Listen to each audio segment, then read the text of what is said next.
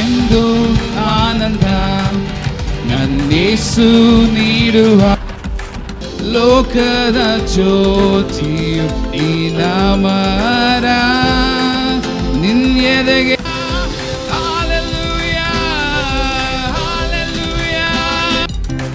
ಯೇಸುವೇ ಸ್ತೋತ್ರ, ನಿಮ್ಮನ್ನೇ ಆರಾಧಿಸ್ತೇವೆ.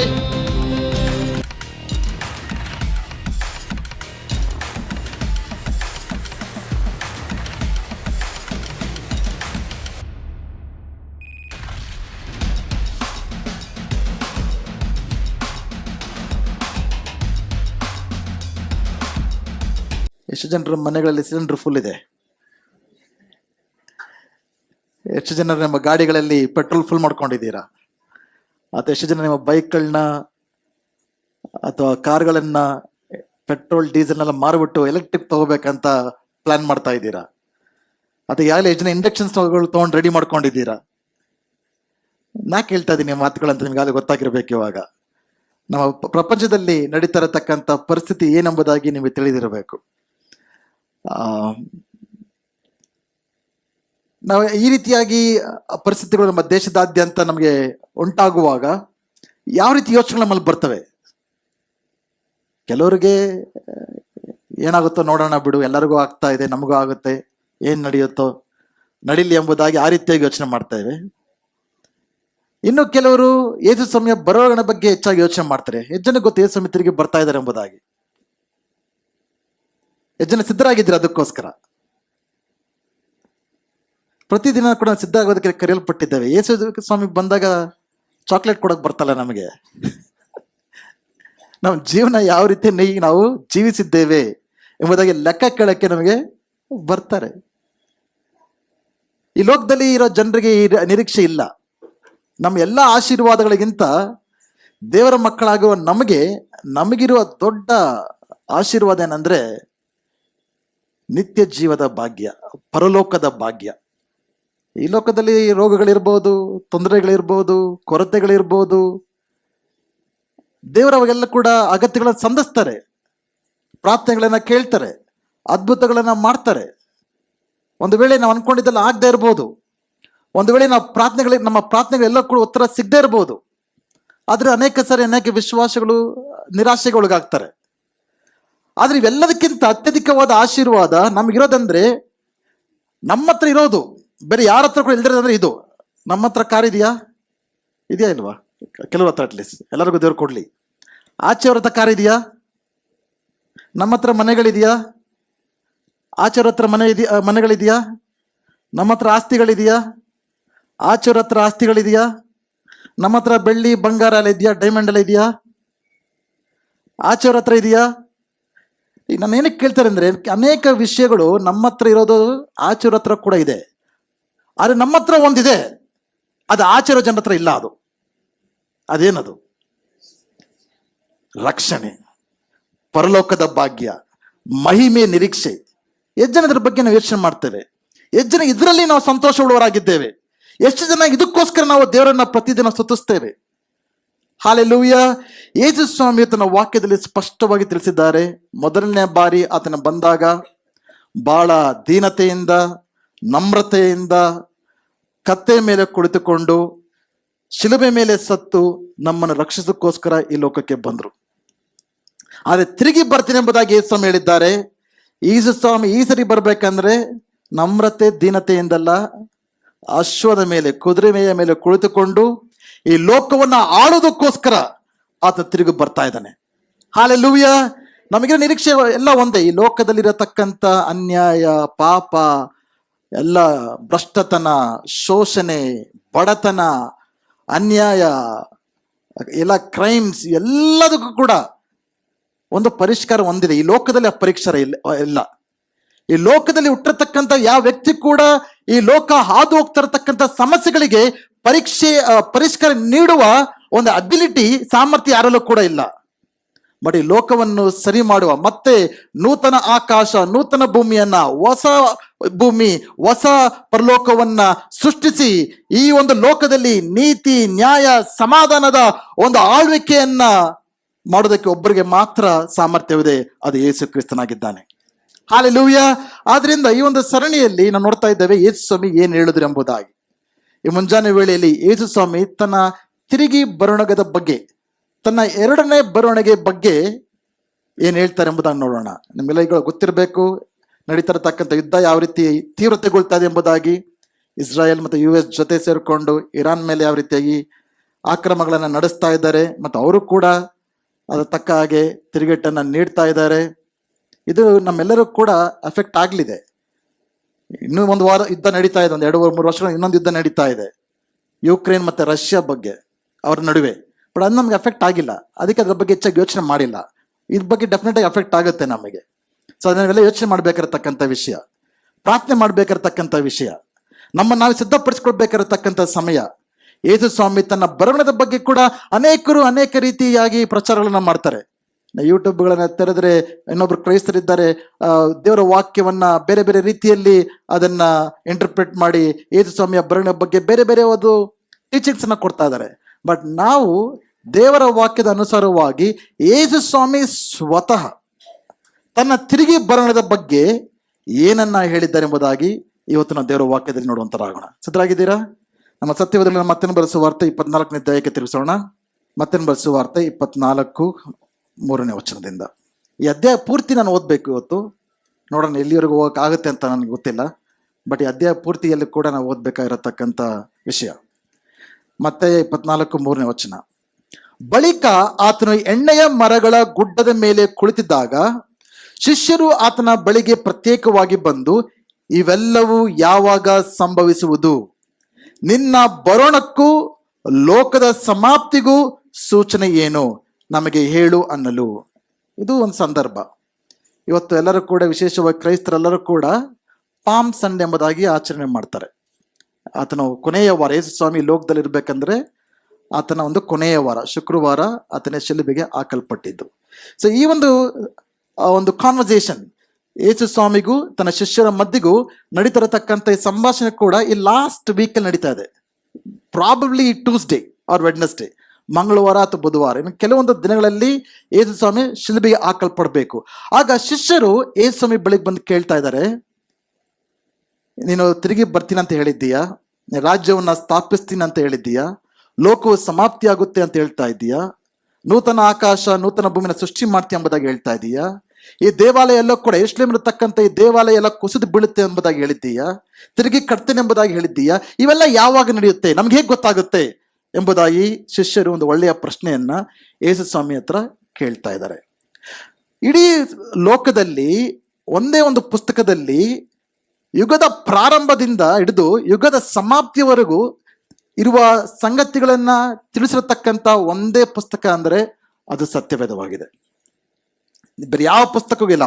ಈ ಲೋಕ ಯಾವ ರೀತಿಯಾಗಿ ಪ್ರಾರಂಭ ಆಯಿತು, ಈ ಲೋಕ ಯಾವ ರೀತಿಯಾಗಿ ಅಂತ್ಯಗೊಳ್ಳುತ್ತೆ, ಮುಂದೆ ಏನಾಗುತ್ತೆ ಅನ್ನೋದಕ್ಕೆ ಈ ಲೋಕದಲ್ಲಿ ಯಾವುದೇ ಪುಸ್ತಕಗಳಿಲ್ಲ.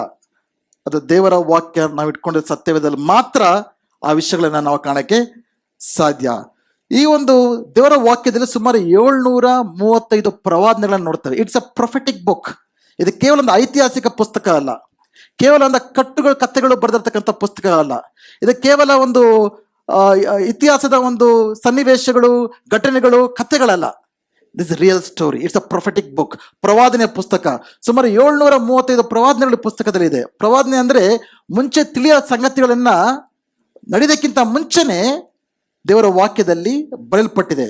ಸುಮಾರು 596 of them have already been fulfilled. ಸುಮಾರು 596 ಪ್ರವಾದನೆಗಳು ಯಾವ ರೀತಿಯಾಗಿ ಹೇಳಲ್ಪಡ್ತೋ ಆ ರೀತಿಯಾಗಿ ನೆರವೇರಿದೆ.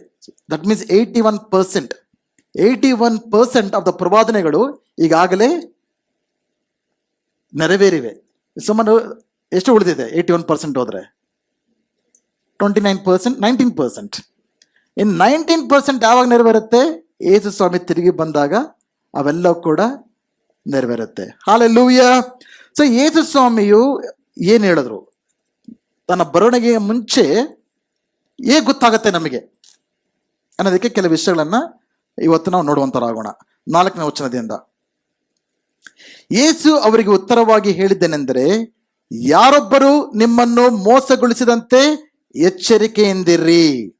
ಯಾಕೆಂದರೆ ನನ್ನ ಹೆಸರಿನಲ್ಲಿ ಅನೇಕರು ಬಂದು ನಾನು ಕ್ರಿಸ್ತನು ಎಂದು ಹೇಳಿ ಅನೇಕರನ್ನು ಮೋಸಗೊಳಿಸುವರು. ಇದಲ್ಲದೆ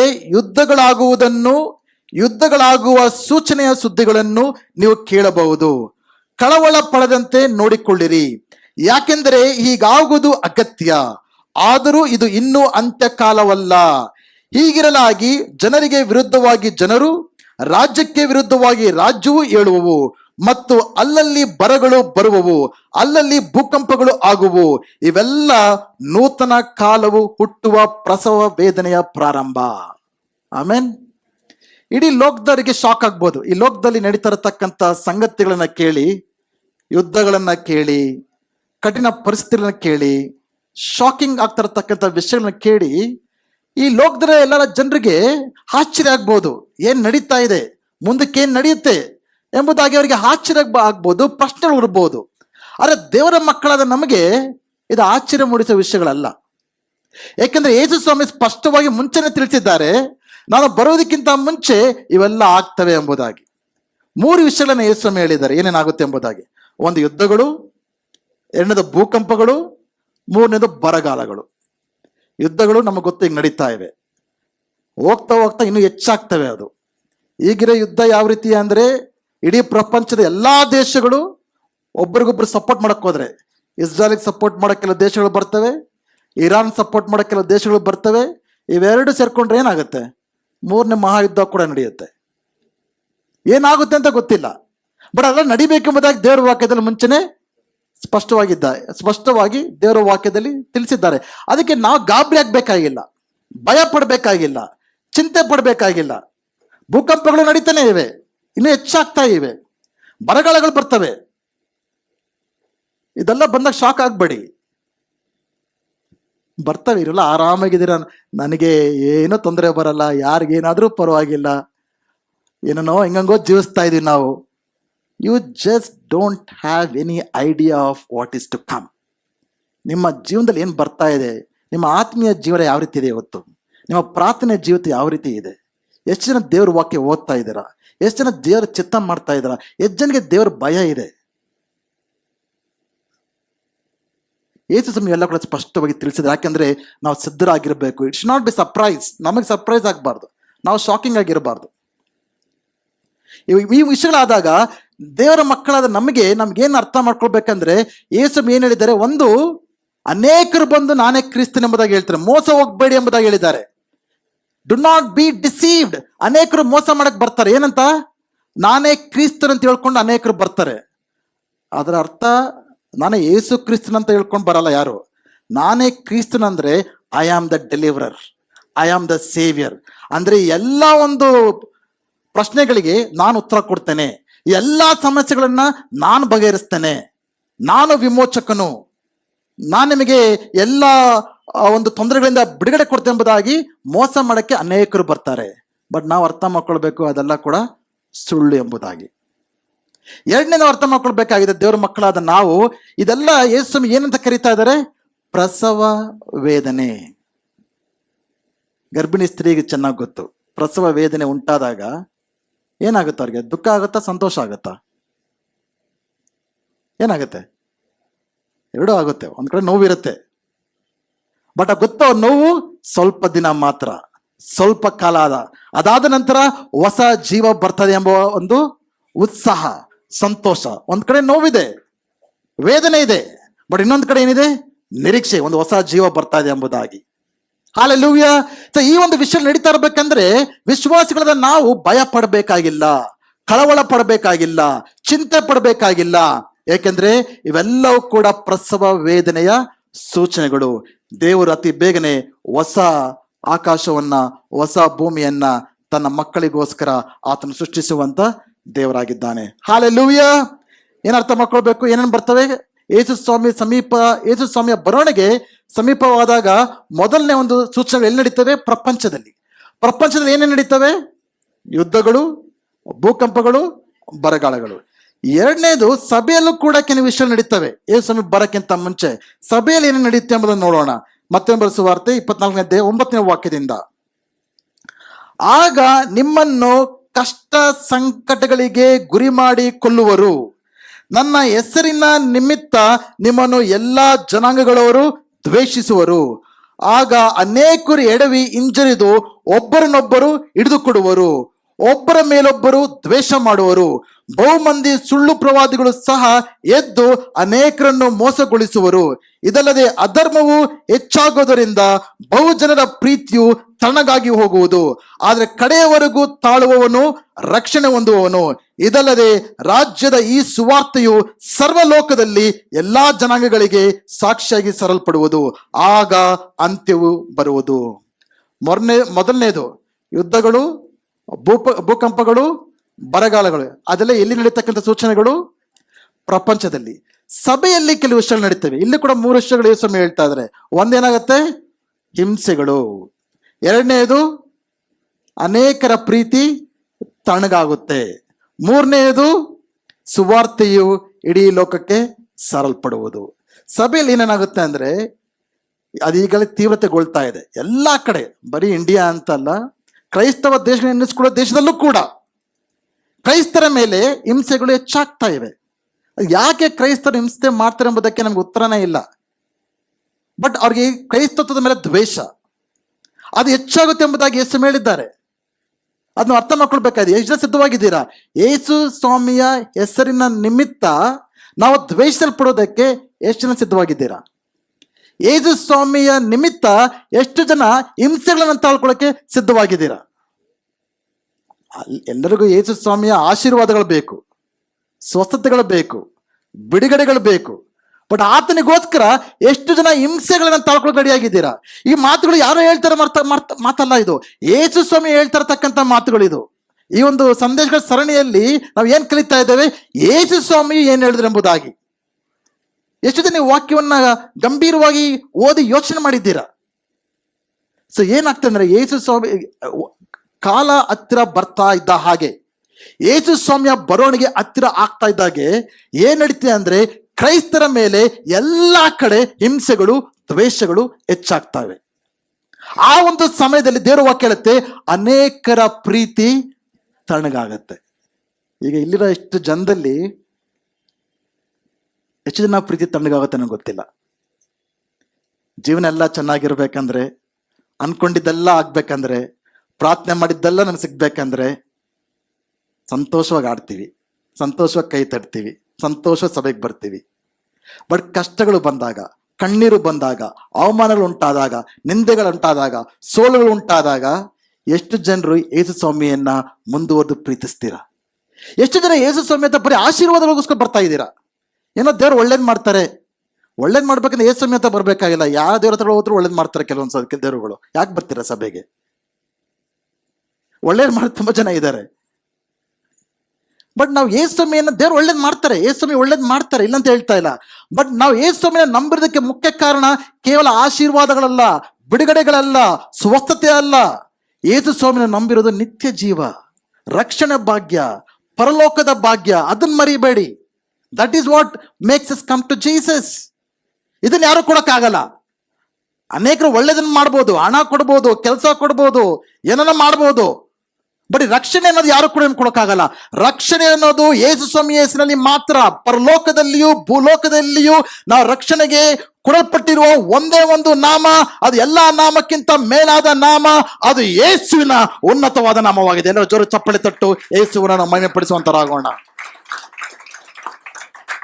ಇದನ್ನ ನಾವು ಅರ್ಥ ಮಾಡ್ಕೊಳ್ಳೋಣ, ಯಾಕೆ ನಾವು ಯೇಸು ಸ್ವಾಮಿನ ನಂಬಿದ್ದೇವೆ ಎಂಬುದಾಗಿ. ತರುವಾಯ ಯೇಸು ಸ್ವಾಮಿ ಎಲ್ಲ ಮಾಡ್ತಾರೆ. ಹಂಗಂತ ಫಸ್ಟ್ ನಮ್ಮ ಪ್ರಾರ್ಥನೆ ಯೇಸು ಸ್ವಾಮಿ ಕೇಳಲ್ವಾ? ನಾವು ರೋಗಗಳನ್ನ ದೇವ್ರು ವಾಸಿ ಮಾಡಲ್ವಾ? ನಮಗೆ ಕೆಲಸ ಕೊಡಲ್ವಾ? ವ್ಯಾಪಾರದ ಅಭಿವೃದ್ಧಿ ಕೊಡಲ್ವಾ? ನಾವು ಮಕ್ಕಳಾಗೋದಿಲ್ವಾ? ಮದುವೆಗಳಾಗೋಲ್ವಾ? ಎಲ್ಲ ಮಾಡ್ತಾರೆ, ಇಲ್ಲ ಅಂತ ಹೇಳ್ತಾ ಇಲ್ಲ. ಯೇಸು ಸ್ವಾಮಿ ನಮ್ಮನ್ನು ಪ್ರೀತಿಸುವಂತ ಆಗಿದ್ದಾರೆ. ಆತನು ನಮ್ಮ ತಂದೆಯು, ನಾವು ಆತನ ಮಕ್ಕಳಾಗಿದ್ದೇವೆ, ನಮಗೋಸ್ಕರ ಚಿಂತಿಸುವಂತ ದೇವರು.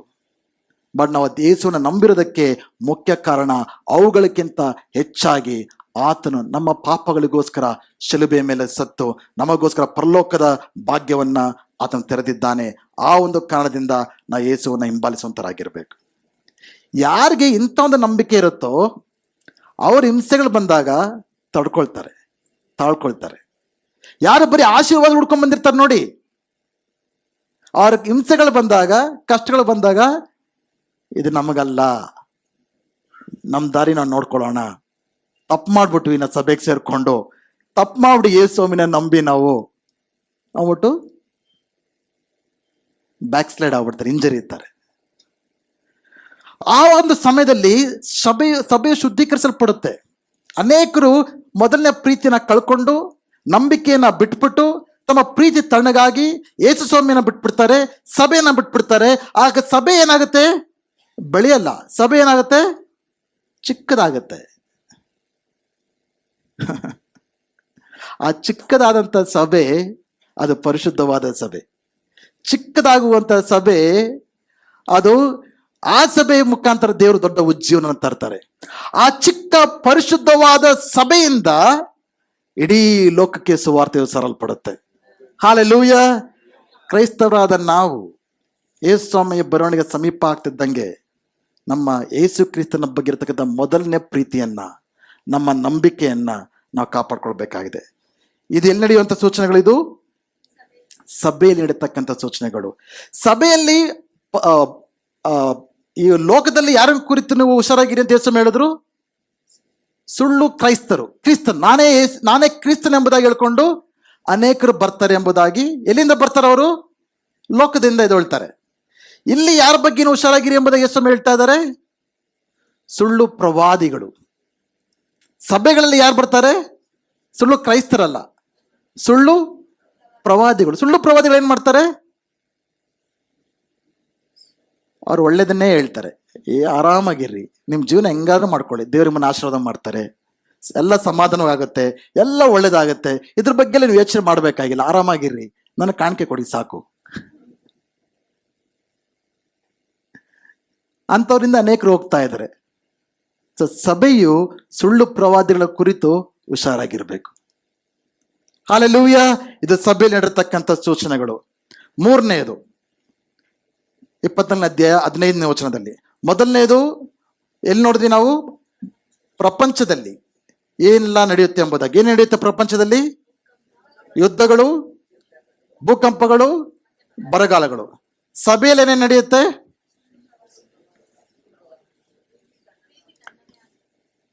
ಹಿಂಸೆಗಳು ಉಂಟಾಗ್ತವೆ ಸಭೆಗೆ, ಪ್ರೀತಿ ತಣ್ಣಗಾಗುತ್ತೆ, ಸುವಾರ್ತೆಯು ಸರಲ್ಪಡುತ್ತೆ. ಈಗ ನಾವು ಮಿಡ್ಲ್ ಈಸ್ಟ್ ಯೆರೂಸಲೇಮ್ನಲ್ಲಿ ಸ್ವಲ್ಪ ಹುಷಾರಾಗಿ ನೋಡ್ಬೇಕು ನಾವು, ಅಲ್ಲಿ ಏನ್ ನಡೀತದೆ ಎಂಬುದಾಗಿ. That is very important. 24ನೇ ಅಧ್ಯಾಯ 15ನೇ ವಚನ. ಪ್ರವಾದಿಯಾದ ದಾನಿಯೇಲನು ಹೇಳಿದ ಹಾಗೆ ವಿನಾಶಕಾರಕ ವಿಕಾರ ವಸ್ತು ಪವಿತ್ರ ಸ್ಥಾನದಲ್ಲಿ ನಿಂತಿರುವುದನ್ನು ನೀವು ನೋಡುವಾಗ ಇದನ್ನು ಓದುವವನು ತಿಳಿದುಕೊಳ್ಳಲಿ. ಯೂದಾಯದಲ್ಲಿರುವವರು ಬೆಟ್ಟಗಳಿಗೆ ಓಡಿ ಹೋಗಲಿ. ಮಾಳಿಗೆಯ ಮೇಲೆ ಇರುವವನು ತನ್ನ ಮನೆಯೊಳಗಿರುವುದನ್ನು ತೆಗೆದುಕೊಳ್ಳುವುದಕ್ಕೆ ಹೋಗದಿರಲಿ. ಹೊಲದಲ್ಲಿರುವವನು ತನ್ನ ಹೊದಿಕೆಯನ್ನು ತೆಗೆದುಕೊಳ್ಳುವುದಕ್ಕೆ ಹಿಂದಿರುಗಿ ಹೋಗದಿರಲಿ. ಆದರೆ ಆ ದಿನಗಳಲ್ಲಿ ಬಸುರಿಯರಿಗೆ, ಬಾಣಂತಿಯರಾಗುವ ಹೆಂಗಸರಿಗೆ ಅಯ್ಯೋ ಕಷ್ಟ. ನಿಮ್ಮ ಪಲಾಯನವು ಚಳಿಗಾಲದಲ್ಲಾಗಲಿ ಸಬ್ಬತ್ ದಿನದಲ್ಲಾಗಲಿ ಆಗಬಾರದೆಂದು ಪ್ರಾರ್ಥಿಸಿರಿ. ಯಾಕೆಂದ್ರೆ ಲೋಕದ ಆರಂಭದಿಂದ ಇಂದಿನವರೆಗೂ ಆಗದಿರುವಂಥದ್ದು, ಇನ್ನು ಮೇಲೆಯೂ ಆಗದಿರುವಂತಹ ಮಹಾ ಸಂಕಟವು ಅಂದು ಉಂಟಾಗುವುದು. ಕರ್ತನು ಆ ದಿನಗಳನ್ನು ಕಡಿಮೆ ಮಾಡದಿದ್ದರೆ ಒಬ್ಬ ನರಪ್ರಾಣಿಯಾದರೂ ಉಳಿಯನು. ಆದರೆ ತಾನು ಆರಿಸಿಕೊಂಡವರಿಗೋಸ್ಕರ ಆ ದಿನಗಳನ್ನು ಕಡಿಮೆ ಮಾಡುವನು. ಆಗ ಯಾರಾದರೂ ನಿಮಗೆ ಇಗೋ ಕ್ರಿಸ್ತನು ಇಲ್ಲಿದ್ದಾನೆ, ಅಗೋ ಅಲ್ಲಿದ್ದಾನೆ ಎಂದು ಹೇಳಿದರೆ ನಂಬಬೇಡಿರಿ. ಸುಳ್ಳು ಕ್ರಿಸ್ತರು, ಸುಳ್ಳು ಪ್ರವಾದಿಗಳು ಎದ್ದು ಸಾಧ್ಯವಾದರೆ ದೇವರು ಆರಿಸಿಕೊಂಡವರನ್ನು ಸಹ ಮೋಸಗೊಳ್ಳೋದಕ್ಕೋಸ್ಕರ ಮಹಾ ಸೂಚಕ ಕಾರ್ಯಗಳನ್ನು, ಅದ್ಭುತ ಕಾರ್ಯಗಳನ್ನು ಮಾಡಿ ತೋರಿಸುವರು. ನೋಡಿರಿ, ನಾನು ಮುಂಚಿತವಾಗಿಯೇ ನಿಮಗೆ ಇದನ್ನು ಹೇಳುತ್ತಿದ್ದೇನೆ. ಆದ ಕಾರಣ ಯಾರಾದರೂ ನಿಮಗೆ ಅಗೋ ಕ್ರಿಸ್ತನು ಅಡವಿಯಲ್ಲಿದ್ದಾನೆಂದು ಹೇಳಿದರೆ ಅಡವಿಗೆ ಹೊರಟು ಹೋಗಬೇಡಿರಿ. ಇಗೋ ಒಳಕೋಣೆಗಳಲ್ಲಿದ್ದಾನೆಂದು ಹೇಳಿದರೆ ನಂಬಬೇಡಿರಿ. ಹೇಗೆ ಮಿಂಚು ಪೂರ್ವದಲ್ಲಿ ಹುಟ್ಟಿ ಪಶ್ಚಿಮದವರೆಗೂ ಉಳಿಯುತ್ತದೋ ಹಾಗೆಯೇ ಮನುಷ್ಯಕುಮಾರನ ಬರುವಿಕೆಯು ಆಗುವುದು. ಹೆಣ ಬಿದ್ದಲ್ಲಿ ಹದ್ದುಗಳು ಬಂದು ಸೇರಿಕೊಳ್ಳುವವು. ಇದು ಇಂಪಾರ್ಟೆಂಟ್ ಸೂಚನೆ. ಯೆರೂಸಲೇಮಲ್ಲಿ ಏನಾಗುತ್ತೆ ಗೊತ್ತಾ? ಎಲ್ಲರೂ ಕೂಡ ಯೆರೂಸಲೇಮ್ ಬಗ್ಗೆ ಕೇರ್ಫುಲ್ ಆಗಿ ನಾವು ನೋಡ್ಬೇಕು. ಯೆರೂಸಲೇಮಲ್ಲಿ ಒಬ್ಬ ಬರ್ತಾನೆ, ಅವನ ಯೇಸು ಅಂತ ಕರೀತಾ ಇದ್ದಾರೆ ವಿನಾಶಕಾರಕ, abomination of desolation, man of lawlessness, antichrist. Antichrist ಅಂತ ಒಬ್ಬನು, ಆಂಟಿ ಕ್ರೈಸ್ಟ್ ಅನ್ನೋ ಒಬ್ಬನು ಎಲ್ಲಿ ಕೂತ್ಕೊಳ್ತಾನೆ? ಯೆರೂಸಲೇಮ್ನಲ್ಲಿ ಕೂತ್ಕೊಳ್ತಾನೆ, ದೇವಾಲಯದಲ್ಲಿ ಕೂತ್ಕೊಳ್ತಾನೆ. ದೇವಾಲಯದಲ್ಲಿ ಕುಳಿತುಕೊಂಡು ನಾನೇ ದೇವರೆಂಬುದಾಗಿ ಹೇಳ್ತಾನೆ. ಇಡೀ ಪ್ರಪಂಚ ಎಲ್ಲ ಕೂಡ ಸಮಾಧಾನಕ್ಕೋಸ್ಕರ ಹುಡ್ತಾ ಇರ್ಬೇಕಂದ್ರೆ, ಇಡೀ ಪ್ರಪಂಚದಲ್ಲಿ ಅಲ್ಲ ಕಲ್ಲೋಲ, ಯುದ್ಧಗಳು, ಬರಗಾಲ, ಊಟ ಇಲ್ಲದೆ, ಕೆಲಸ ಇಲ್ಲದೆ, ಹಣ ಇಲ್ಲದೆ, ಇಡೀ ಪ್ರಪಂಚ ವಿಲ್ ಬಿಕಮ್ ರೆಸ್ಟ್ಲೆಸ್. ಅಂತ ಸಮಯದಲ್ಲಿ ಯಾರಾದ್ರೂ ಬಂದು ಈ ಕಷ್ಟಗಳಿಗೆ ಪರಿಷ್ಕಾರ ಕೊಟ್ಟರೆ ಸಾಕು ಎಂಬುದ ಕಾಯ್ತಾ ಇರ್ಬೇಕಂದ್ರೆ, ಈ ವಿಲ್ ಕಮ್, ಈ ವಿಲ್ ಶೋ ಅಪ್, ಇಲ್ ಬಿ ಎ ಡಿಕ್ಟೇಟರ್, ಇಲ್ ಬಿ ಎ ಗ್ರೇಟ್ ಒರೇಟರ್. ಅಲ್ಲಿ ಬಂದು ನಿಂತ್ಕೊಂಡು ನಾನೇ ದೇವ್ರು, ಎಲ್ಲರೂ ಕೂಡ ಅಧಿಕಾರ ಕೊಟ್ಬಿಡ್ತಾರೆ. ಯಾಕಂದ್ರೆ ಪ್ರಪಂಚಕ್ಕೆ ಏನ್ ಬೇಕು? ಸಮಾಧಾನ ಕೊಡಿ ಸಾಕು, ಊಟ ಕೊಡಿ ಸಾಕು, ನಮಗೆ ನಮ್ಮ ಕಷ್ಟದಿಂದ ಪರಿಷ್ಕಾರ ಮಾಡಿ ಸಾಕೆಂಬುದಾಗಿ ಎಲ್ಲರೂ ಕೂಡ ಪ್ರಯತ್ನ ಪಟ್ಟು ಕೈ ಬಿಟ್ಟಿರುವಾಗ, he will show up, a man of lawlessness, ವಿನಾಶಕಾರಕ will show up. ಯಾವಾಗ ನಮ್ಮೆಲ್ಲರೂ ಕೂಡ ನ್ಯೂಸ್ ಅಲ್ಲಿ ಫ್ಲಾಶ್ ಆಗುತ್ತೋ, ಯೆರೂಸಲೇಮಲ್ಲಿ ಒಬ್ಬ ಕೂತ್ಕೊಂಡು ನಾನೇ ದೇವ್ರು ಎಂಬುದಾಗಿ ಹೇಳ್ತಾನೋ, ಆಗ ಅರ್ಥ ಆಗ್ಬೇಕು ಸಮಯ ಬಂತು ಅಂತ. ಇಡೀ ಹಿಸ್ಟ್ರಿಯಲ್ಲಿ ಈಗ ಆಲ್ರೆಡಿ ಈ ರೀತಿ ಒಬ್ಬ ವ್ಯಕ್ತಿ ಬಂದಿದ್ದ, ಆಂಟಿಯೋಕ್ ಎಪಿಫೆನೇಸ್ ಎಂಬುದಾಗಿ, ಸುಮಾರು 2nd ಸೆಂಚುರಿ BC ಯಲ್ಲಿ ಗ್ರೀಕ್ ಅರಸನೊಬ್ಬ ಈ ರೀತಿಯಾಗಿ ಬಂದು ಅವನು ಯೆರೂಸಲೇಮ್ ದೇವಾಲಯಕ್ಕೆ ಹೋಗಿ ಪವಿತ್ರ ಒಂದು ಆಲಯದಲ್ಲಿ ಆ ಒಂದು ಯಜ್ಞವೇದಿಯಲ್ಲಿ ಹಂದಿಗಳನ್ನ ಬಲಿ ಕೊಟ್ಟಿದ್ದ. ದೇವಾಲಯದಲ್ಲಿ ಅನೇಕ ವೇಶ್ಯರನ್ನು ತಂದು ತುಂಬಿಸಿದ್ದ. ಗ್ರೀಕ್ ಜಿಮ್ನಾಸ್ಟಿಕ್ಸ್ ಎಲ್ಲ ಕೂಡ ಬೆತ್ತಲೆಯಾಗಿ ನಡೆಯುವಂಥ ಕಾರ್ಯಗಳನ್ನ ಮಾಡಿದ್ದ. ಆವಾಗ ಮೆಕ್ಯಾಬಿಯನ್ ರಿವೋಲ್ಟ್ ಎಂಬುದಾಗಿ ಅವ್ರ ವಿರುದ್ಧವಾಗಿ ಎದ್ದು ಆತನ್ನ ಮುಗಿಸ್ತಾರೆ. ಸುಮಾರು 3.5 ವರ್ಷಗಳ ಕಾಲ ಆತ ಯೆರೂಸಲೇಮಲ್ಲಿ ಈ ರೀತಿಯ ಕಾರ್ಯ ಮಾಡ್ದ. ಸೊ ಎಲ್ಲಿಯವರೆಗೆ ಈ ಮಹಾ ಸಂಕಟ ಉಂಟಾಗುತ್ತೆ? ಭೂಲೋಕದಲ್ಲಿ ಇನ್ನೆಂದಿಗೂ ಕೂಡ ಉಂಟಾಗದಂತ ಮಹಾ ಸಂಕಟ 3.5 ವರ್ಷಗಳ ಕಾಲ, ಸುಮಾರು 7 ವರ್ಷ ಆತನು ಯೆರೂಸಲೇಮಿನಿಂದ ಆಳ್ವಿಕೆ ಮಾಡ್ತಾನೆ, ನಾನೇ ದೇವ್ರು ಎಂಬುದಾಗಿ. ಸ್ಟಾರ್ಟಿಂಗ್ 3.5 ವರ್ಷ ಸಮಾಧಾನವಾಗಿರುತ್ತೆ, ಎಲ್ಲರೂ ಕೂಡ ತಮ್ಮ ಸಮಸ್ಯೆಗಳಿಗೆ ಪರಿಷ್ಕಾರ ಕೊಡ್ತಾನೆ, ಬಹಳಷ್ಟು ಅಭಿವೃದ್ಧಿ ಉಂಟಾಗುತ್ತೆ, ಎಲ್ಲರೂ ಕೂಡ is something great, even ordinary person ಅಲ್ಲ, ಈಸ್ ಗ್ರೇಟ್ ಎಂಬುದಾಗಿ ಎಲ್ಲರೂ ಕೂಡ ಆರಾಧನೆ ಮಾಡಕ್ಕೆ ಸ್ಟಾರ್ಟ್ ಮಾಡ್ತಾರೆ. ಆ ಮಿಡಲ್ ಆಫ್ ದ ಟ್ರಿಬುಲೇಷನ್ 3.5 ವರ್ಷ ಕಾಲದಲ್ಲಿ ಆವಾಗ ಆತನ ಆಪೋಸಿಟ್ ಆಗ್ತಾನೆ. ಇಲ್ಲಿ ಬಿಕಮ್ ಕ್ರೂಯಲ್, ಸಂಕಟಗಳನ್ನು ಹೆಚ್ಚಾಗುತ್ತೆ, ಎಲ್ಲಾನು ಕೂಡ ಟಾರ್ಚರ್ ಮಾಡಕ್ಕೆ ಸ್ಟಾರ್ಟ್ ಮಾಡ್ತಾನೆ. ಆ ಒಂದು ಸಂದರ್ಭ ಉಂಟಾದಾಗ ಯೇಸು ಏನು ಹೇಳ್ತಾ ಇದ್ದಾರೆ, ಯೂದಯಲ್ಲಿರುವ ಜನರಿಗೆ ಏನು ಹೇಳ್ತಾ ಇದ್ದಾರೆ, ಆ ಸ್ಥಳವನ್ನ ಬಿಟ್ಟು ನೀವು ಓಡಿ. ನಾವು ಸ್ವಲ್ಪ ದೂರ ಇರ್ತೀವಿ, ಬಟ್ ಯೂದಾಯದಲ್ಲಿರೋರ ಜನರಿಗೆ, ಯೆರೂಸಲೇಮ್ ಜನರಿಗೆ ಏನು ಹೇಳ್ತಾರೆ, ಯೇಸು ಏನು ಹೇಳ್ತಾ ಇದ್ದಾರೆ, ಬಿಟ್ಟು ಓಡೋಗಿ, ಎಷ್ಟು ಸಾಧ್ಯ ಆಗೋದಷ್ಟು ದೂರವಾಗಿ. ಯಾಕಂದ್ರೆ ಆತನ ಸೆಂಟ್ರಲ್ ಪ್ಲೇಸ್ ಎಲ್ಲಿರುತ್ತೆ? ಯೆರೂಸಲೇಮ್ನಲ್ಲಿ. ಸೊ ಇದನ್ನ ನಾವು ಅರ್ಥ ಮಾಡ್ಕೊಳ್ಬೇಕು. ಏನಂತ? ಆತನ ಬೇಗ ಈ ಒಂದು ಚಿಹ್ನೆ ನಮ್ಮ ಉಂಟಾದಾಗ ಏನಂತ ಅರ್ಥ ಆಗ್ಬೇಕು ನಮ್ಗೆ? ಅಂತ್ಯಕಾಲ ಅತಿ ಸಮೀಪವಾಗಿದೆ ಎಂಬುದಾಗಿ ಅರ್ಥ ಆಗ್ಬೇಕು. ಇದು ಯಾಕೆ ಬೇಕಾದ್ರೂ ನಡೀಬಹುದು. The way it is going, ಇತಿಹಾಸದ ಒಂದು ರಾಜಕೀಯ ವ್ಯಕ್ತಿಗಳನ್ನ ನಾವು ಗಮನಿಸ್ತಾ ಇದ್ರೆ ಯಾಕೆ ಬೇಕಾದ್ರೂ ಆಗ್ಬೋದು. ಇದು ಯಾರೋ ಒಬ್ಬ ಬರ್ತಾನೆ, ಬಟ್ ಇಮಿಡಿಯೇಟ್ ಅಂತ ಹೇಳ್ತಾ ಇಲ್ಲ, it will take some time, ಅದನ್ನ ಸಿದ್ಧವಾಗಿರ್ಬೇಕು. ಹಾಲೆಲೂಯಾ. ಬಟ್ ಒಂದನ್ನು ನಾವು ಗಮನಿಸ್ಬೇಕಂದ್ರೆ, ಇಲ್ಲಿ ಈ ಒಂದು ವಚನ ಓದಿದವರೆಗೂ ಏನೇನು ಸಂಗತಿಗಳು ನಡೆದಿವೆ? ಯುದ್ಧಗಳು ನಡೀತಾ ಇವೆ, ಭೂಕಂಪಗಳಾಗ್ತಾ ಇವೆ, ಬರಗಾಲ ಆಗ್ತಾ ಇವೆ, ಸಭೆಗಳಿಗೆ ಹಿಂಸೆ ಆಗ್ತಾ ಇದೆ, ಅನೇಕರ ಪ್ರೀತಿ ತಣ್ಣಗಾಗ್ತಾ ಇದೆ, ಸುವಾರ್ತೆ ಸಾರಲ್ಪಡ್ತಾ ಇದೆ, ಆಂಟಿ ಕ್ರೈಸ್ಟ್ ವಿನಾಶಕಾರಕ ಬಂದಿದ್ದಾನೆ. ಆದರೆ ಇನ್ನೂ ಕ್ರೈಸ್ತನು ಬಂದಿಲ್ಲ, ಕ್ರೈಸ್ತನು ಕೂಡ ಬಂದಿಲ್ಲ, ಕ್ರಿಸ್ತರು ಕೂಡ ಹೋಗಿಲ್ಲ. ಅನೇಕರಿಗೆ ಒಂದು ಟೀಚಿಂಗ್ಸ್ ನಾವು ಕೇಳಿರ್ತೇವೆ, ಏನಂತ? ಇವೆಲ್ಲ ಬರೋದಕ್ಕಿಂತ ಮುಂಚೆ ಯೇಸು ಸ್ವಾಮಿ ಬಂದು ನಮ್ಮನ್ನ ಕರ್ಕೊಂಡು ಹೋಗ್ತಾರೆ ಅಂತ. ನಿಮ್ಮ ಥಿಯಾಲಜಿ ಶೇಕ್ ಮಾಡಕ್ ನಂಗೆ ಇಷ್ಟ ಅಲ್ಲ, ನಾನು ಅದನ್ನ ನಂಬಲ್ಲ. ಸಭೆ ಕೂಡ ಈ ಒಂದು ಶ್ರಮ ಕಾಲಗಳಲ್ಲಿ ಹಾದು ಹೋಗ್ತವೆ, ಕಷ್ಟಗಳ ನಡುವೆ ಹಾದು ಹೋಗ್ತವೆ, ಹಿಂಸೆಗಳ ನಡುವೆ ಹಾದು ಹೋಗ್ತವೆ. ಆದರೆ ತಪ್ಪಿಸ್ಕೊಳ್ತೀರಿ ಎಂಬುದಾಗಿ ಅನ್ಕೋಬೇಡಿ. ಬಟ್ ಆ ಒಂದು ಕಾಲ ಬಂದಾಗ ನಾವು ಅರ್ಥ ಮಾಡ್ಕೊಳ್ಬೇಕಾಗಿದೆ, ಎಷ್ಟು ವರ್ಷ ಇಡುತ್ತೆ ಆ ಕಾಲ? 3 ವರ್ಷ ಕಾಲ ಮಾತ್ರ ಇರುತ್ತೆ ಎಂಬುದಾಗಿ ನಮ್ಮ ನಂಬಿಕೆನ. ಅದಕ್ಕೆ ದೇವರ ವಾಕ್ಯ ಹೇಳುತ್ತೆ, one who endures to the end will be saved. ಯಾರು ಕೊನೆಯವರೆಗೂ ತಾಳ್ಕೊಳ್ತಾರೋ ಅವರು ರಕ್ಷಿಸಲ್ಪಡ್ತಾರೆ. ಹಿಂಸೆಗಳ ನಡುವೆ ಇವಾಗ ಚೆನ್ನಾಗಿರ್ಬೋದು, ಇವಾಗೆಲ್ಲ ಚೆನ್ನಾಗಿದೆ. ಈಗ ಉಂಟಾಗುವ ಸಣ್ಣ ಪುಟ್ಟ ಕಷ್ಟಗಳಿಗೆ ನಾವು ಅಯ್ಯೋ ಅಂತ ಕೂತ್ಕೊಂಡ್ಬಿಡ್ತೀವಿ, ತಲೆ ಮೇಲೆ ಕೈ ಹಾಕೊಂಡು. ಕೆಲವರು ಜೀವನ ಚೆನ್ನಾಗಿ ನಡೀತಾ ಇದ್ರೆ ದೇವರ ಮರ್ತು ಬಿಡ್ತೀವಿ. ಬಟ್ ಆ ಟೈಮ್ ಬಂದಾಗ ಯಾರು ಯಾವ ರೀತಿ ಇರ್ತಿರೋ ಗೊತ್ತಿಲ್ಲ. ಬಟ್ ದೇವರ ವಾಕ್ಯ ಹೇಳುತ್ತೆ, ಕೊನೆಯವರೆಗೂ ತಾಳಿಕೊಳ್ಳುವನು ರಕ್ಷಣೆಯನ್ನ ಹೊಂದುತ್ತಾರೆ. ಕೊನೆಯದಾಗಿ ಮತ್ತೊಂದು ವಾರ್ತೆ 29ನೇ ಅಧ್ಯಾಯ. ಇದು ಪರಲೋಕದಲ್ಲಿ ಕೆಲವು ಸೂಚನೆಗಳು. ಮೊದಲನೇದು ಎಲ್ಲಿ ನಡೀತು ಸೂಚನೆಗಳು? ಪ್ರಪಂಚದಲ್ಲಿ. ಎರಡನೇ ಸೂಚನೆಗಳು ಎಲ್ಲಿ ನಡೀತವೆ? ಸಭೆಯಲ್ಲಿ. ಮೂರನೇ ಸೂಚನೆಗಳು ಎಲ್ಲಿ ನಡೀತು? ಯೆರೂಸಲೇಮಿನಲ್ಲಿ. ನಾಲ್ಕನೇ ಸೂಚನೆಗಳು ಎಲ್ಲಿ ನಡೀತಾ ಗೊತ್ತಾ? ಆಕಾಶದಲ್ಲಿ.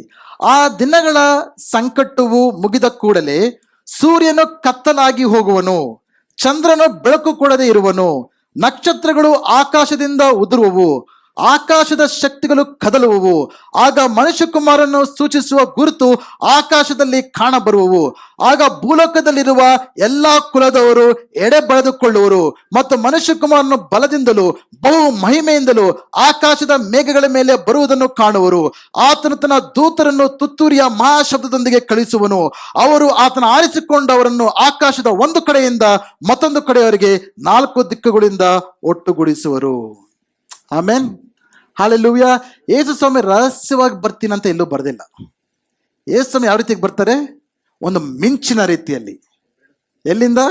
ಪೂರ್ವದಿಂದ ಪಶ್ಚಿಮದವರೆಗೆ ಒಳೆಯುವ ಮಿಂಚಿನ ರೀತಿಯಲ್ಲಿ ಯೇಸು ಸ್ವಾಮಿ ಬರ್ತಾರೆ. ಸರ್, ರಹಸ್ಯವಾಗಿ ಯೇಸು ಸ್ವಾಮಿ ಎಲ್ಲಿ ಬರ್ತೀನಂತ ಎಲ್ಲೂ ಬರೆಯಲ್ಪಟ್ಟಿಲ್ಲ. ನಾವು ಅನ್ಕೊಳ್ತಾರೆ ರಹಸ್ಯವಾಗಿ ಬಂದು ನಮ್ಮೆಲ್ಲ ಕರ್ಕೊಂಡು ಹೋಗ್ತಾರೆ. ಆ ಒಂದು ಬೋಧನೆ ಯೇಸು ಸ್ವಾಮಿ ಎಲ್ಲೂ ಹೇಳಿಲ್ಲ. ಅಪೊಸ್ತಲರು ಕೂಡ ಎಲ್ಲೂ ಹೇಳಿಲ್ಲ. ಸುಮಾರು 18ನೇ ಶತಮಾನವರೆಗೂ ಕೂಡ ಯಾರು ಕೂಡ ಈ ರಹಸ್ಯವಾದ ಬರಣ ಬಗ್ಗೆ ಯಾರು ಕೂಡ ಬೋಧಿಸಿಲ್ಲ. 18ನೇ ಸೆಂಚುರಿಯಲ್ಲಿ ಇಂಗ್ಲೆಂಡಿಂದ ಒಂದು ಸ್ಟಾರ್ಟ್ ಆಯಿತು. ಅದಾದ್ಮೇಲೆ ಅದು US ಹೋಯ್ತು. ಅಲ್ಲಿಂದ ಎಕ್ಸ್ಪೋರ್ಟ್ ಆಗಿ ಎಲ್ಲರೂ ನಂಬಿಟ್ಟಿದ್ದೀರಾ. ಓಕೆ, ಸೊ ಆ ರೀತಿ ರಹಸ್ಯವಾಗಿ ಬರ್ತೀನಿ ಅಂತ ಯೇಸು ಎಲ್ಲೂ ಕೂಡ ನಮಗೆ ಹೇಳಿಲ್ಲ. ಸುಮಾರು 3 ರೀತಿಯಾದ ಯೋಚನೆಗಳನ್ನ ಜನರು ಅರ್ಥ ಮಾಡ್ಕೊಂಡಿದ್ದಾರೆ. ಕೆಲವರು ಅನ್ಕೊಳ್ತಾರೆ ಈ ಮಹಾಶ್ರಮೆಗಳು ಉಂಟಾಗೋದಕ್ಕಿಂತ ಮುಂಚೆ ಯೇಸು ಸ್ವಾಮಿ ಬಂದು ಸಭೆ ಎತ್ತಲ್ಪಡುತ್ತೆ ಅಂತ ಕೆಲವರು ನಂಬ್ತಾರೆ. ಕೆಲವರು ನಂಬ್ತಾರೆ ಈ ಮಹಾಶ್ರಮೆಯ ಅರ್ಧ ಕಾಲದಲ್ಲಿ 3 ವರ್ಷ ಕಾಲದಲ್ಲಿ ಯೇಸು ಸ್ವಾಮಿ ಬರ್ತಾರೆ, ಸಭೆ ಎತ್ತಲ್ಪಡುತ್ತೆ ಅಂತ ಕೆಲವರು ನಂಬ್ಕೊಂಡಿದ್ದಾರೆ. ಕೆಲವರು ಅಂತಾರೆ ಯೇಸು ಸ್ವಾಮಿ 7 ವರ್ಷ ಮಹಾಶ್ರಮೆಗಳ ಕೊನೆಯಲ್ಲಿ ಯೇಸು ಸ್ವಾಮಿ ಬರ್ತಾರೆ ಎಂಬುದಾಗಿ ಕೆಲವರು ನಂಬ್ತಾರೆ. ನೀವು ಯಾವ್ದು ನಂಬ್ಕೊಂಡ್ರು ತೊಂದರೆ ಇಲ್ಲ. ಓಕೆ, ಕಷ್ಟಗಳಿಗೆ ಬರೋಕ್ಕಿಂತ ಮುಂಚೆ ನಾವು ಹೋಗ್ತೀವಿ ಅಂತ ನಂಬಿದ್ರೆ ನಂಬಿ, ತೊಂದರೆ ಇಲ್ಲ ನನಗೇನು. ಬಟ್ ಕಷ್ಟಗಳು ಬಂದರೆ, ಶ್ರಮಗಳು ಬಂದರೆ ಏನು ಮಾಡ್ತೀರಾ? ಓಕೆ, ಸೊ ನನಗೆ ನನ್ನ ಒಂದು ಪರ್ಸನಲ್ ಒಪಿನಿಯನ್, ನಾನು ಕೂಡ ಆ ರೀತಿ ಮುಂಚೆ ಅನ್ಕೊಂಡಿದ್ದೆ. ಬಟ್ ಈಗ ನಾನು ನಂಬೋದೇನೆಂದ್ರೆ ರಹಸ್ಯವಾದ ಬರವಣಿಗೆ ಬಗ್ಗೆ ಎಲ್ಲೂ ಸತ್ಯವೇದದಲ್ಲಿ ನೋಡ್ತಾ ಇಲ್ಲ. ಬಟ್ ಯೇಸು ಸ್ವಾಮಿ ಬಂದಾಗ, ಶ್ರಮೆಗಳಾದ ಮೇಲೆ ಯೇಸು ಸ್ವಾಮಿ ಬರುವಾಗ ಸಭೆ ಎತ್ತಲ್ಪಡುತ್ತೆ ಎಂಬುದಾಗಿ ಇಲ್ಲಿ ನಾವು ನೋಡ್ತೇವೆ. 31ನೇ ವಚನದಲ್ಲಿ, ಆತನು ತನ್ನ ದೂತರನ್ನು ತುತ್ತೂರಿಯ ಮಹಾಶಬ್ದದೊಂದಿಗೆ ಕಳಿಸುವರು. ಅವರು ಆತನನ್ನು ಆರಿಸಿಕೊಂಡವರನ್ನು ಆಕಾಶದ ಒಂದು ಕಡೆಯಿಂದ ಮತ್ತೊಂದು ಕಡೆಯವರೆಗೆ 4 ದಿಕ್ಕುಗಳಿಂದ ಒಟ್ಟುಗೂಡಿಸುವರು. This is rapture. ಯಾವಾಗ ನಡೀತಾ? ಕೊನೆಯಲ್ಲಿ ಇಡೀ ಸಭೆಯು ಕೂಡ ಯೇಸು ಸ್ವಾಮಿಯ ಮಧ್ಯಾಕಾಶಕ್ಕೆ ನಾವೆಲ್ಲರೂ ಕೂಡ ಒಯ್ಯಲ್ಪಡ್ತೇವೆ. ಹಲ್ಲೆಲೂಯಾ. ನಾವೆಲ್ಲರೂ ಕೂಡ ಯೇಸು ಸ್ವಾಮಿಯ ಬಳಿಗೆ ಒಯ್ಯಲ್ಪಡ್ತೇವೆ. ಆಮೇಲೆ ಬಂದು ಈ ಭೂಲೋಕದ ಮೇಲೆ ಆಳ್ವಿಕೆ ಮಾಡ್ತೇವೆ. ಎಷ್ಟು ಜನ ಆ ದಿನ ಎದುರು ನೋಡ್ತಾ ಇದ್ದೀರಾ? ಹಲ್ಲೆಲೂಯಾ. ಬಟ್ ಅದಕ್ಕಿಂತ ಮುಂಚೆ ಏನ್ ನಡೀತೆ? ಇಲ್ಲಿ ಆಕಾಶದಲ್ಲಿ ಏನ್ ನಡೀತೇವೆ? ಸೂರ್ಯನು ಕತ್ತಲಾಗಿ ಹೋಗುವನು. ಸ್ವಲ್ಪ ಗ್ರಹಣ ಅಲ್ಲ ಇದು, ಒಂದು 10 ನಿಮಿಷ 15 ನಿಮಿಷ ಆಗೋದಕ್ಕೆ. ಸೂರ್ಯನಲ್ಲಿ ಕಂಪ್ಲೀಟ್ ಬಿಕಮ್ ಡಾರ್ಕ್. ಚಂದ್ರನು ಬೆಳಕು ಕೊಡೋದಿಲ್ಲ. ನಕ್ಷತ್ರಗಳು ಆಕಾಶದಿಂದ ಉದುರಿ ಹೋಗ್ತವೆ. ಆಕಾಶದ ಶಕ್ತಿಗಳು ಕದಲುವವು. ಎಲ್ಲ ಏನೇನು ನಡೀತಂತೆ ಎಲ್ಲ ಯೋಚನೆ ಮಾಡಿ. ಅಂತ್ಯಕಾಲ ಸಮೀಪ ಆಗ್ತಿದ್ದ ಹಾಗೆ ಏನೇನು ನಡೀಬೇಕು? ಯುದ್ಧಗಳಾಗಬೇಕು, ಬರಗಾಲಗಳು ಹೆಚ್ಚಾಗ್ತವೆ, ಭೂಕಂಪಗಳು ಹೆಚ್ಚಾಗ್ತವೆ, ಸಭೆಗಳಿಗೆ ಹಿಂಸೆಗಳು ಉಂಟಾಗ್ತವೆ, ಅನೇಕರ ಪ್ರೀತಿ ತಣ್ಣಗಾಗುತ್ತೆ, ಸುವಾರ್ತೆಯು ಸಾರಲ್ಪಡುತ್ತೆ. ಆಮೇಲೆ ಯೆರೂಸಲೇಮಿನಲ್ಲಿ ಆಂಟಿಕ್ರೈಸ್ಟ್ ಎಂಬ ವ್ಯಕ್ತಿ ಬರ್ತಾನೆ. ಅದಾದ ನಂತರ ಏನ್ ನಡ್ತವೆ? ಆಕಾಶದಲ್ಲಿ ಎಲ್ಲಾ ಶಕ್ತಿಗಳು ಉದುರ್ತವೆ ಎಂಬುದಾಗಿ. ಚಂದ್ರ, ಸೂರ್ಯ, ನಕ್ಷತ್ರ ಅದೆಲ್ಲ ಉದುರಿದಾಗ ಏನಾಗುತ್ತೆ? ಕತ್ತಲಾಗುತ್ತೆ. ಇಡೀ ಲೋಕ ಕತ್ತಲುಂಟಾದಾಗ ಮಿಂಚುಂಟಾಗತ್ತೆ. ಫಸ್ಟ್ ಕತ್ತಲುಂಟಾದಾಗ ಯೋಚನೆ ಮಾಡೋಣ. ಕತ್ತಲಾದಾಗ ಈಗ ಒಂದು ನಿಮಿಷ, ಈಗೆಲ್ಲ ಆರ್ಟಿಫಿಷಿಯಲ್ ಲೈಟ್ಸ್ ಇದೆ, ದೇವ್ರ ಸ್ತೋತ್ರ, ಇವೆಲ್ಲ ಇಲ್ಲ ಅಂದ್ರೆ ಎಲ್ಲ ಪ್ರಪಂಚ ಕತ್ತಲಾದಾಗ ಎಲ್ಲರಿಗೂ ಏನಾಗುತ್ತೆ? ಏನಾಗುತ್ತೆ? ಭಯ ಆಗತ್ತೆ. ಕತ್ತಲು ತುಂಬಿಕೊಂಡ್ರೆ ಏನಾಗುತ್ತೆ? ಬೆಳಗ್ಗೆ ಎದ್ರೆ ನಿಮ್ಗೆ ಏನು ಕಾಣಿಸ್ತಾ ಇಲ್ಲ. ಫುಲ್ಲು ಕತ್ಲು ಬೆಳಗ್ಗೆ ಹೋಗುತ್ತೆ. ಆಗೇನು ಅನ್ಸುತ್ತೆ ಎಲ್ಲರಿಗೂ? ಭಯ ಹೋಗುತ್ತೆ. ನಮಗೇನು ಅನ್ನಿಸ್ಬೇಕು? The time has come. ಎಷ್ಟು ಜನ ಥಿಯೇಟರ್ ಒಳಗೆ ಹೋಗಿದ್ದೀರಾ? ಕೈ ಎತ್ತಿ ಎಲ್ಲರೂ. ಎಷ್ಟು ಜನ ಇವಾಗ ಹೋಗ್ತಾ ಇದ್ದೀರಾ? ಮುಂಚೆ ಹೋಗಿದ್ರೆ ಪರವಾಗಿಲ್ಲ, ಇವಾಗ ಎಷ್ಟು ಜನ ಹೋಗ್ತಾ ಇದ್ದೀರಾ? ಎಷ್ಟು ಜನಕ್ಕೆ ಫಸ್ಟ್ ದಿನ ನೀವು ಥಿಯೇಟ್ರಿಗೆ ಹೋದ ಒಂದು ನೆನಪು ಎಷ್ಟು ಜನಕ್ಕಿದೆ? ಸ್ಕೂಲ್ಗಳು ಬಂಕ್ ಮಾಡಿ, ಕಾಲೇಜ್ಗಳು ಬಂಕ್ ಮಾಡಿ, ಚೆನ್ನಾಗಿ ಯೋಚನೆ ಮಾಡಿ ನೆನಪು ತಗೊಂಬನ್ನಿ. ಯಾರ ಜೊತೆ ಹೋಗಿದ್ರೋ ಗೊತ್ತಿಲ್ಲ, ಬಟ್ ಫಸ್ಟ್ ಟೈಮ್ ಥಿಯೇಟರ್ಗೆ ಹೋಗಿದ್ದೀರಲ್ಲ, ಆಗ ನೆನಪು ಮಾಡ್ಕೊಳ್ಳಿ ಏನೇನು ನಡೀತೆ ಎಂಬುದಾಗಿ. ಏನಾಗುತ್ತೆ ಥಿಯೇಟರ್ಗೆ ಹೋದಾಗ? ಎಲ್ಲ ಕೂಡ ಪಿಕ್ಚರ್ ಸ್ಟಾರ್ಟ್ ಆಗಿಂದ ಮುಂಚೆ ಏನಾಗುತ್ತೆ? ನಿಮ್ಮ ಚೇರಲ್ಲಿ ಹುಡುಕೊಂಡು ಟಾರ್ಚ್ಗಳು ಬಿಡ್ತಾರೆ ನಿಮ್ಮ ಸೀಟ್ ನಂಬರ್ ತೋರ್ಸಕ್ಕೆ. ಕೂತ್ಕೊಂಡ್ಮೇಲೆ ಎಲ್ಲ ಕತ್ಲಾದ್ಮೇಲೆ ಏನಾಗುತ್ತೆ? ಸ್ಕ್ರೀನ್ ಲೈಟ್ ಅಪ್ ಆಗುತ್ತೆ, ಹೀರೋ ಬರ್ತಾನೆ. ಆವಾಗ ಎಲ್ಲರೂ ವಿಷಲ್ ಹಾಕಿ ಚಪ್ಪಾಳೆ ಹೊಡೆದು, ಸೊ ಇಡೀ ಪ್ರಪಂಚ ಕತ್ತಲಾದಾಗ ನಮ್ಗೆ ಅರ್ಥ ಆಗ್ಬೇಕು, ದ ಹೀರೋ ಇಸ್ ಕಮಿಂಗ್. ಯೇಸು ಸ್ವಾಮಿ ತಿರುಗಿ ಬೇಗನೆ ಬಂದಿದ್ದಾನೆ ಎಂಬುದಾಗಿ. ಈ ಎಲ್ಲ ಸೂಚನೆಗಳು ನೆರವೇರಬೇಕು. ಇದು ಯೇಸು ಸ್ವಾಮಿ ಹೇಳ್ತಾ ಇರತಕ್ಕಂಥ ಮಾತು. ನಾನು ತಿರುಗಿ ಬರೋಕ್ಕಿಂತ ಮುಂಚೆ ಇವೆಲ್ಲವೂ ನಡೆಯುತ್ತೆ ಎಂಬುದಾಗಿ. ಸೊ ಇದನ್ನು ಕೇಳಿದ ನಾವು ಏನು ಮಾಡ್ಬೇಕು ಇವಾಗ? 3 ವಿಷಯಗಳು ಯೇಸು ಸ್ವಾಮಿ ಹೇಳಿದ್ರು. 25ನೇ ಅಧ್ಯಾಯದಲ್ಲಿ 3 ಪ್ಯಾರಬಲ್ಸ್ ಯೇಸು ಸ್ವಾಮಿ ಕೊಟ್ಟರು. ಮೊದಲನೇ parable of the house hold owner, ಒಬ್ಬ ಮನೆಯ ಯಜಮಾನನ ಪ್ಯಾರಬಲ್. ಎರಡನೇದು 10 ಕನ್ಯರ ಒಂದು ಪ್ಯಾರಬಲ್. ಮೂರನೆಯದು ಒಬ್ಬ ತಲಾಂತುಗಳ ಸಾಮ್ಯ. ಆ ಯಜಮಾನ ಒಬ್ಬರಿಗೆ 10, ಒಬ್ರಿಗೆ 5, ಒಬ್ರಿಗೆ 2, ಇನ್ನೊಬ್ರಿಗೆ 1. ಈ 3 ತಲಾಂತ್ರ ಯೇಸು ಸ್ವಾಮಿ ಎಲ್ಲ ಹೇಳಿದ ನಂತರ ಈ 3 ತಲಾಂತ್ರ ಹೇಳ್ತಾ ಇದ್ದಾರೆ. ಅದ್ರ ಮೊದಲನೇ ಸಾಮ್ಯ, ಆ ಮನೆಯ ಯಜಮಾನನ ಸಾಮ್ಯದಿಂದ ಯೇಸು ಸ್ವಾಮಿ ಏನು ಅಪೇಕ್ಷಿಸ್ತಾ ಇದ್ದಾರೆ ಅಂದ್ರೆ, ಯೇಸು ಸ್ವಾಮಿ ಬರುವಂತ ಸಮಯದಲ್ಲಿ ನಾವು ನಂಬಿಗಸ್ತರಾದ ಸೇವಕರಾಗಿ ಸೇವೆ ಮಾಡುತ್ತಿರಬೇಕು. ಎರಡನೇದು 10 ಜನ ಕನ್ಯಕೆಯರು, ಅಲ್ಲಿ 5 ಜನರ ಕನ್ಯಕರು ಬುದ್ಧಿ ಉಳ್ಳ ಕನ್ಯಕರು, ಇನ್ನು 5 ಜನ ಕನ್ಯಕರು ಬುದ್ಧಿಹೀನ ಕನ್ಯಕರು.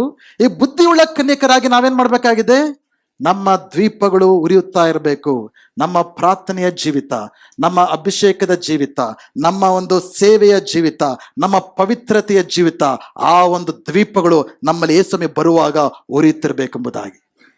ಮೂರನೇ ಒಂದು ಸಾಮ್ಯದ ಪ್ರಕಾರ ಯೇಸು ಏನ್ ಹೇಳ್ತಾ ಇದ್ದಾರೆ? ನಮಗೆ ಕೊಟ್ಟಿರುವ ತಲಾಂತಗಳನ್ನ, ನಿಮ್ಮೆಲ್ಲರಿಗೂ ಕೂಡ ದೇವರ ತಲಾಂತಗಳನ್ನು ಕೊಟ್ಟಿದ್ದಾರೆ. ಒಬ್ರಿಗೆ 5 ಇರ್ಬೋದು, ಒಬ್ರಿಗೆ 2 ಇರ್ಬೋದು, ಇನ್ನೊಬ್ರು 1 ಇರ್ಬೋದು. ನಮ್ಮ ತಲಾಂತುಗಳನ್ನ ದೇವರಿಗೋಸ್ಕರ ಉಪಯೋಗಿಸಬೇಕೆಂದಾಗಿ ದೇವರು ಅಪೇಕ್ಷಿಸಿದ್ದಾರೆ. ಅಂತ ನಂಬಿಗಸ್ತರಾದ ಸೇವಕರನ್ನ ನೋಡುವಾಗ ಯೇಸು ಹೇಳ್ತಾರೆ, well done good and faithful servant. ಬಲ ನಂಬಿಗಸ್ತನಾದ ಒಳ್ಳೆಯ ದಾಸರೇ, ನೀವು ನಿಮಗೆ ಸಿದ್ಧ ಮಾಡಲ್ಪಟ್ಟಿರುವ ಆಶೀರ್ವಾದಗಳಿಗೆ ನೀವು ಬನ್ನಿರೆಂಬುದಾಗಿ. ಒಂದು ವೇಳೆ ನಾನು ನಂಬಿಗಸ್ತ ಇರದೇ ಹೋದರೆ ಅದರ ಫಲಿತಾಂಶಗಳನ್ನ ನಾವು ಅನುಭವಿಸಬೇಕಾಗತ್ತೆ. ಈ ಒಂದು ಸೂಚನೆಗಳನ್ನ ಕಾಣುವಾಗ ಸಭೆ ಆಗಿ ನಾವು ಎಚ್ಚೆತ್ತುಕೊಂಡು ಪವಿತ್ರವಾಗಿ ಜೀವಿಸಬೇಕಾಗಿದೆ, ಪರಿಶುದ್ಧವಾಗಿ ಜೀವಿಸಬೇಕಾಗಿದೆ. ನಮ್ಮ ಸಮಯವನ್ನು ಯಾವ ರೀತಿಯಾಗಿ ಕಳೀತೇವೆ ಎಂಬುದಾಗಿ ಯೋಚನೆ ಮಾಡಬೇಕಾಗಿದೆ.